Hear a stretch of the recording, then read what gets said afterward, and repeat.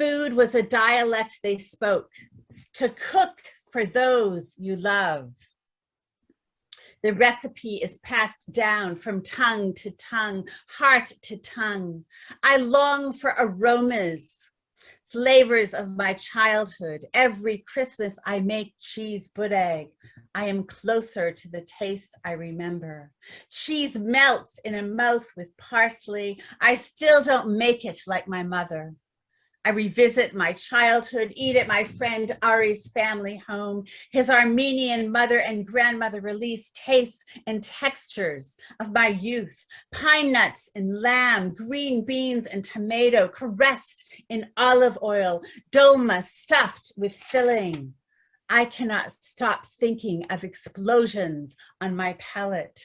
I dream of every food in my household growing up that was stuffed. Meatballs, peppers, tomatoes, grape leaves.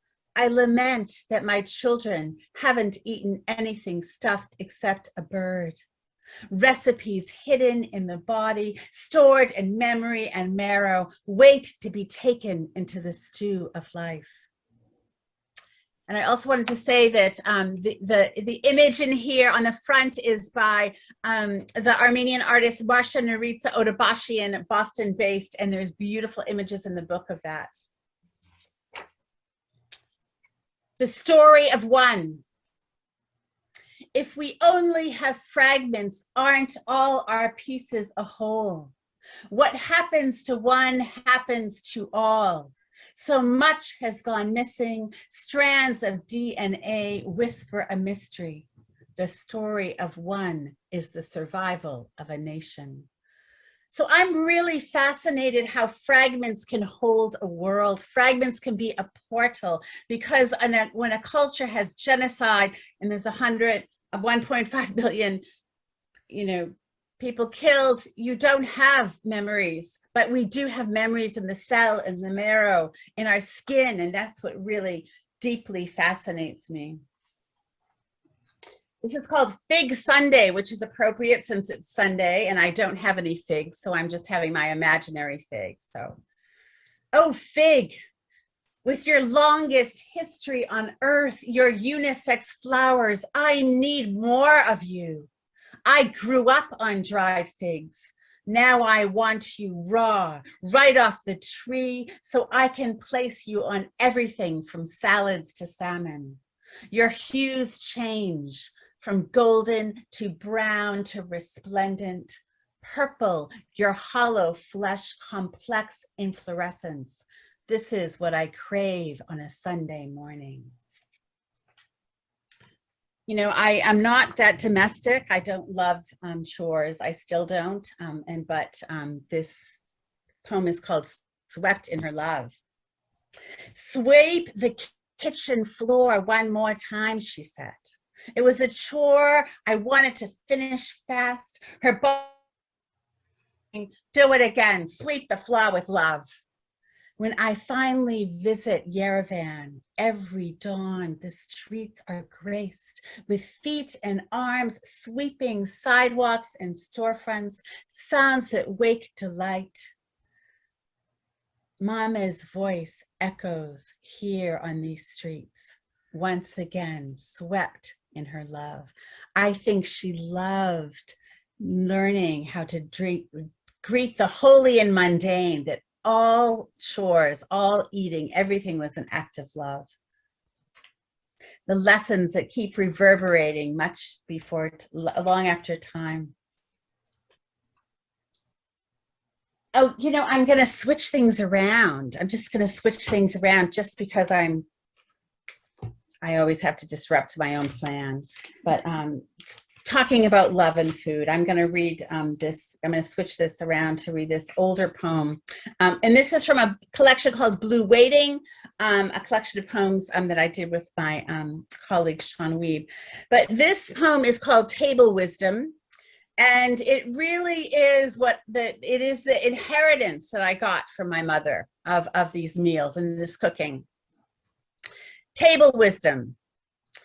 You have been with us for decades, 7,352 candlelight meals on your rough-hewn, weathered surface, our lives shaped around a slab of solid oak. You were the belly of our family, center of our home. Love was spread out on you through 1,000 variations. Pasta, pesto, and Alfredo, lasagna, hummus, and cereal, exuberant voices and grand gestures. Your wobbly legs carried art projects and books written, epiphanies and comings of age, an altar for festivity. Refuge for consternations, sanctuary for communions. My sons have moved out, the house has sold, and you are too big for my new condo. Or the boys' apartments, but I struggle to release you. A charity comes to take you away. And in your leaving, I hear, you are the table. Here within is table wisdom. I know in these days, I keep hearing all these young millennial parents being concerned about what is right for their children. And I just think, just give them some love and food and cheese and they'll be okay. And some boundaries, you know, with just a little love and food, that's all. So this poem, I'm going back to the Marrow of Longing. This poem is called Olive Wisdom. The neighbors told her, olive trees can't grow here, not in the yard where we made home in a little island town named Nahant on the Atlantic coast outside Boston. They thrive on Mediterranean climates, rocky soils well drained, long hot summers, spring delivers leaves scattered like scars. We lived in the cold of New England. My mother, the resilient weather, unpredictable and persistent as northeasters, pushing and rattling our windows. Our olive tree grew and grew years after my mother died, a good decade until the new owners cut it down in lieu of a lawn. My mother and the olive tree are gone. They both keep reminding me to dare to dream the impossible. Grow that olive tree, the papaya, that hair, that idea, that book, that life, that patio garden. Say yes to olive wisdom. So my mother had this is what a genocide survivor is like. Someone says no to you, she says, you just watch. So, you know, we're gonna have olive trees in New England. It doesn't matter. And so that mentality, that vision has stayed with me long after. My parents both died when I was 30. And that sense of resilience, which is so needed in our lives, has stayed with me. So, you know, I don't know, menopausal women don't sleep well. That's me. So, you know, in the middle of the night, it's like being a monk, you know, in the middle of the night. You don't have to go to a monastery. They wake up in a monastery because they're not menopausal, but you know, we just wake up and we have to meditate in the middle of the night. So here's this poem called To Pray is to Sigh. Tend children through the fragile night with countless prayers. Release whatever might hold them. Generational bloodlines, wounds that refuse to heal. Prayer is beyond counting. There is no calculation for how we carry those we love. In the incense, the alchemy of transformation, to pray is to sigh, the leavening of love we throw past and beyond borders. I often thought how many in the middle of the night, how many prayers, how many times I pray through the night for so many, and yet it is countless, and it is a place of communion.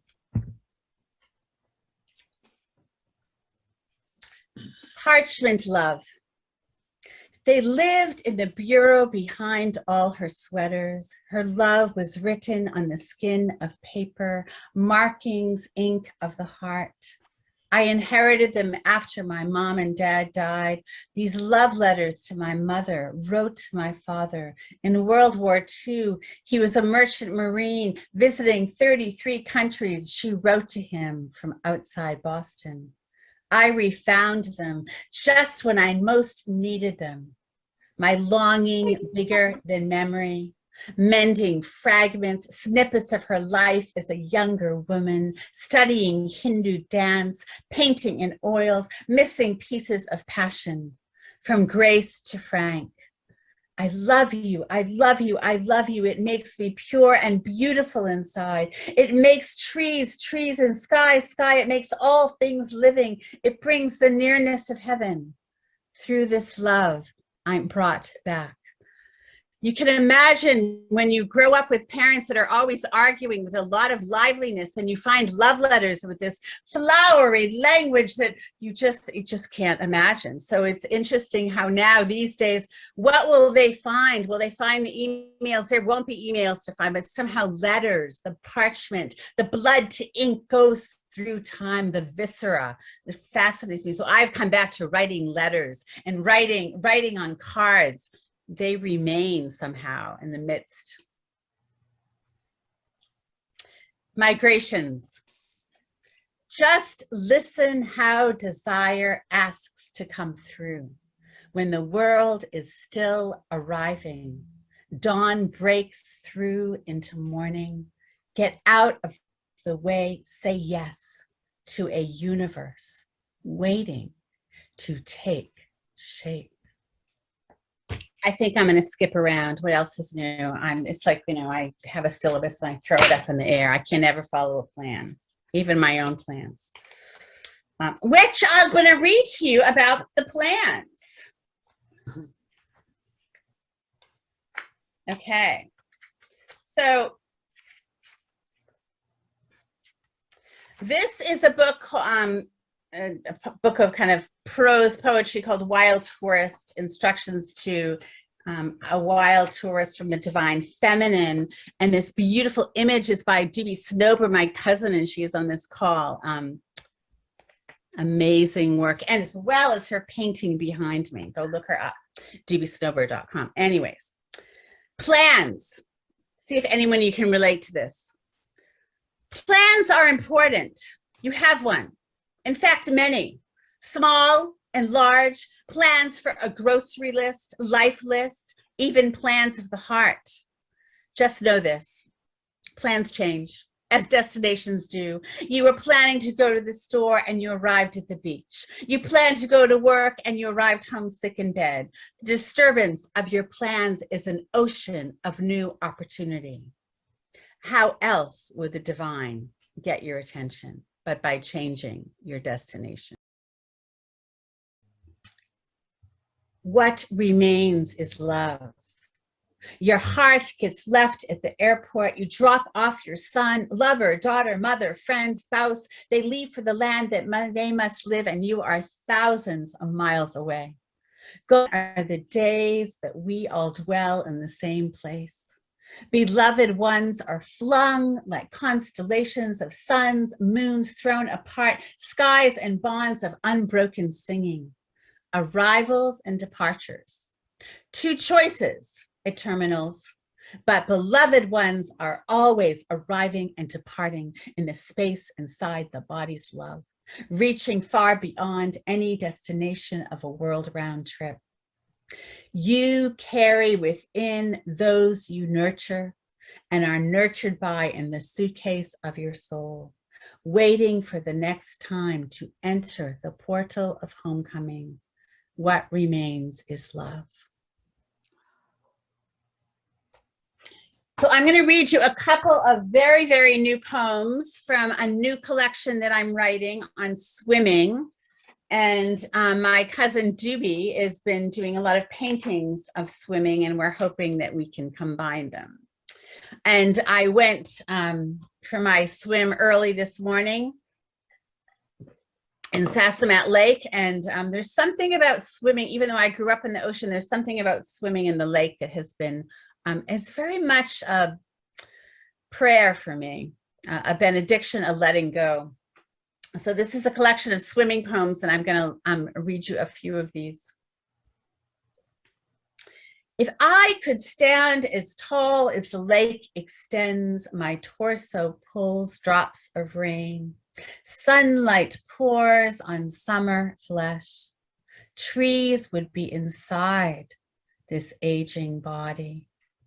When swimming, there are no years. Bliss-bound, I float. Extension of my limbs have eclipsed in a spectrum of radiance, gradations, dark green to moss. What is found in the lake? Translucence, diaphanous clarity, as if the lake's mind and my body are one. How many colors could one body of water hold? Change, permutations and hues, swim into a festival of light changing on the surface of you. Fluid celebrations, salt spun offshore, breath rises, one more wash. You know, it's kind of like, you know, when you grow up Armenian, it's like your mother, when you have company, it's like, let's give you more food, more food. I said I would never do that. And I'm still, even though my children are gone, I'm trying to feed the whole world. Can I give you more food? And it's like this with a poetry reading. How much can I pack in there in 20 minutes? I watch it as if a few poems aren't just enough. This is called When All Is Said and Done. I'll read you this one and one last one after this. When all is said and done, when the scent of grief lies thin, a rose membrane in the skin, when hope dissipates in layers, this remains, the brilliance of love for sage and wind, deeper than possessing or expectations. Water swept in blue light, summer on the skin, hummingbirds beating wings at the entrance to nectar. You woo me, sensate world, to your cup of beauty. Okay. I will read you the last poem in The Marrow of Longing, which you can get at Heart Publishing. And you can, maybe someone could put that in the chat, or you can always go on celestesnowber.com and all that information is there. Offering. Perhaps imagination is the final praise, to look until we see. What offering beholds us in mystery, in the endless search. Look beneath the surface, how many dimensions one object, one heart holds. In the company of light, look how radiance comes. Sun circumferences the unseen and seen. This too is a miracle right in front of you. So I would encourage you to look at the miracles right in front of you. And I'm Celeste Nazeli Snowber, and I'm a poet, dancer, writer, scholar. I'm a professor in the Faculty of Education at Simon Fraser University, focusing on arts education, and I do a lot of site-specific performance, and I write essays and books and poetry, and I just try to get through the day, basically, and I swim in order to stay sane. Thank you so much all for coming, and